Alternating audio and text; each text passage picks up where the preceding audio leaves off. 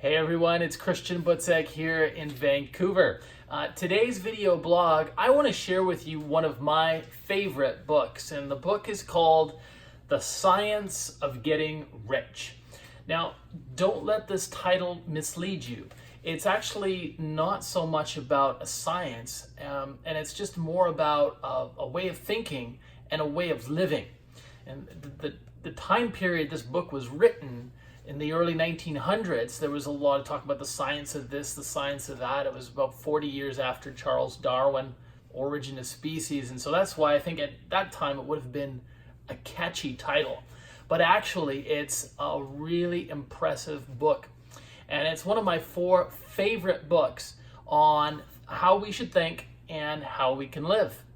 And what I wanted to share with you in today's video blog is the 3 lessons that I've taken from this book and that I apply to my life on a regular basis.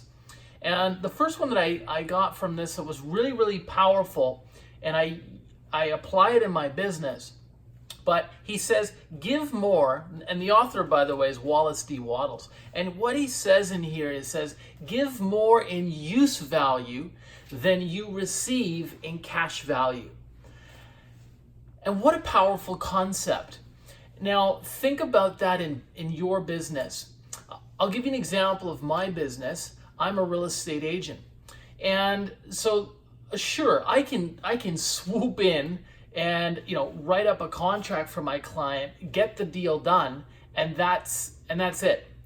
But that would be a really shallow way of doing the business. And so what I made a practice of is trying to give more in use value than I actually receive in payment.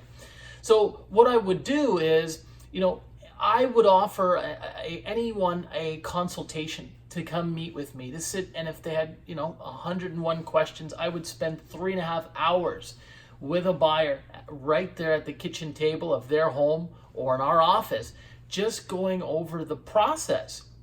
And then, if it took 2 months or if it took 4 months to help them find a home, I would always be there for them. I never pushed them, never rushed them. I would even take my clients to their mortgage broker, meet with them. So I think you get the picture. The point is that I was trying to give my time, give my expertise, really just give my heart even to my clients. And so for me, that is what he means. Give more in use value than you receive in cash value. And when you do that, you set off just really positive karmic energy throughout the universe. And I think it definitely comes back to you, whether it's in referrals or friendships, it definitely comes back to you. The second powerful concept I took from this book that I apply for my business is, he says, get on a creative mindset. Do business from a creative standpoint and not from a competitor's standpoint. When I first got into the real estate industry, I used to think everybody was my competitor. I couldn't share my secrets. I couldn't share how I did my listing presentation. I had to be on guard. And as you can imagine, if you're doing any kind of business and that's your constant state of mind, that would get really tiring for you, wouldn't it? And it certainly felt that way for me too. And it was probably about a year into the business where I knocked that out of me. And one reason was I came across what he said in here. And he said, look at everything you do as being an act of creation. Creative. And so I started to look at other real estate agents very differently. I started to see them as not as competitors, but as colleagues, people I could work with, people who I could help, coach, train, or even just lift them up if they're having a bad day. And what I did was, I found that people would reach out to me in the industry and they would start giving me tips and suggestions, the latest app to use, another book to read, or, they'd even say, could you help co-list this property with me, which is a great business opportunity as a real estate agent. And that was all because I shifted from competitive to a creative mindset.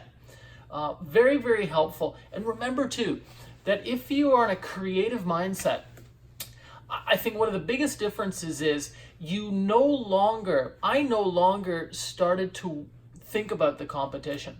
I just thought, I'm going to do my homework. I'm going to study, my client's situation, their home, what they want to do next.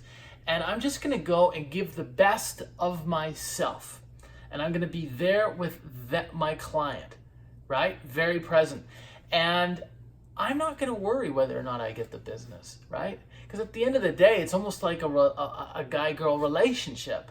You got to be your best. And if it works, great. And if it doesn't, life goes on, right? There's somebody else out there for you. And I think business is the same way. Is that if you can do business together, great. And if after everything you've done, you've brought your best, you've prepared, you've followed up, you've done everything you possibly can, if you still don't get the business, it wasn't meant to happen. And I think that was one of the big takeaways, is get on a creative mindset rather than a competitive one. The third takeaway that I want to share with you from this book is about gratitude. And I've probably listened to the audio version of that chapter 70 or 80 times, and maybe 100. I love the chapter on gratitude. I can't stress enough that if you just read one chapter in this book, that you read that, but you really should read the whole book, and it's very thin and it's easy to get through.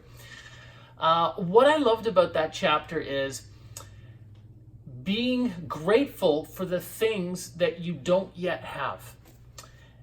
And that takes a moment to dissect. What he's saying is, if you wanted to be driving that new Tesla, is you actually need to envision it in your mind, and then give thanks. And they say, thank you, life, thank you, God, thank you, Mom, for this Tesla.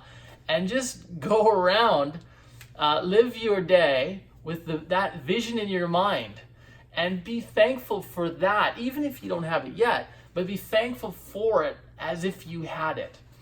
Now, I know that 99% of people out there are going to think that's the craziest idea. It makes no sense.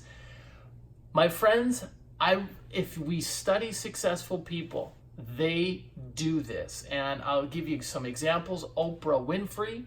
I mean, there's probably not a more grateful person on the planet than she is. You can feel it from her energy when she's on television or interviewing others.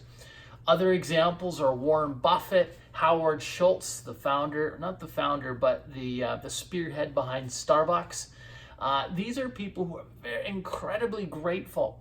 And when you have that level of gratitude, I mean, you are in such a positive state of mind. The negative is out. Your mind is either positive or negative. And so you have to choose. But when you get into a state of gratitude, you attract so much good into your life. You attract good people into your life, and often those people have resources, or they can point you in the right direction. And so I think gratitude is an absolutely important step. I know that I've probably had more success in the last 2.5 years of my business career than I probably had in the 18 years before it.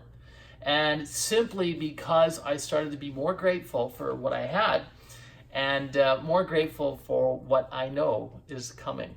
So that's the book I want to share with you. It's called The Science of Getting Rich. If you've read it, if you have one takeaway, you can share your takeaway on the comments below. I'd really, really love to know what it is for you. And I just really hope that you do get a copy of this, and that you read it. So thank you very much, and we'll see you next time.